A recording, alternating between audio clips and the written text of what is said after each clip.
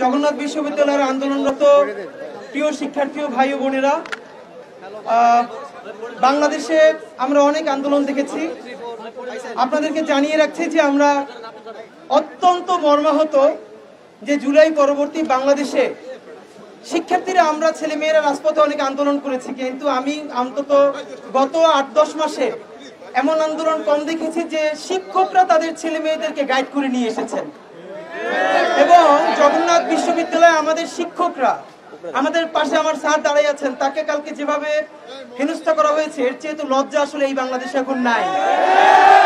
তো আপনাদের কাছে বিনীত অনুরোধ, প্রথমত হলো একটু, আপনারা জানেন গতকালকে জগন্নাথ বিশ্ববিদ্যালয়ের উপরে যখন ন্যাক্কারজনক হামলা করা হয়, আমরা ইনকিলাব মঞ্চ থেকে সাথে সাথে অফিসিয়াল স্টেটমেন্ট দিয়েছি এর বিরুদ্ধে। এখন আপনাদের কাছে ভাইরা শুধু একটা কথা, সেটা হচ্ছে আমরা চাইলে এমন কথা বলতে পারি যাতে আপনারা প্রচুর উদ্দীপ্ত হবেন, আমাদেরকে বাহাবা দিবেন, হাততালি দিবেন, কিন্তু এইটা আপাতত আমাদের জন্য একটা জনপ্রিয় ব্যাপার হলেও আপনাদের জন্য তো আনন্দদায়ক না। কারণ আপনারা সেই গতকালকে সকাল থেকে আন্দোলনে করে আমরা রাতেও এসে খোঁজ নিয়ে গেছি, আপনারা শত শত ছেলে মেয়ে আপনারা রাতে এখানে শুয়েছিলেন। আজকে সারাটা দিন বৃষ্টি, এবং আমি দেখে সত্যি অবাক হয়েছি।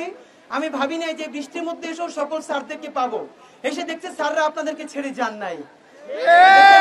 আমি নিজে ঢাকা বিশ্ববিদ্যালয়ের শিক্ষার্থী ছিলাম, হাজারবার বলেছি, আবারও বলছি, ঢাকা বিশ্ববিদ্যালয়ের মুরব্বিয়ানা বন্ধ করতে হবে। এই বাংলাদেশের প্রত্যেকটা বিশ্ববিদ্যালয় যে যার বিশ্ববিদ্যালয়, কেউ কারো গার্ডিয়ান নয়। এবং বাংলাদেশে যেটা হয়েছে জগন্নাথ বিশ্ববিদ্যালয়ের একটা ব্যাপার আমি নিজে জানি, কারণ আমার ভাই ওখানে শিক্ষার্থী ছিলেন।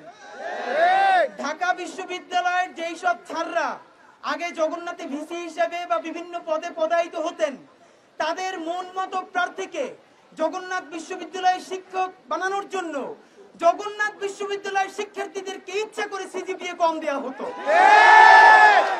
এমনও হয়েছে যে যারা পরীক্ষায় ভালো করেছে, থিসিসে, ভাইভায়, তাদেরকে গ্রেড একদম লো করে তারপরে তারা যেন পরীক্ষা আবেদন করতে না পারে সেই ব্যবস্থা করা হয়েছে।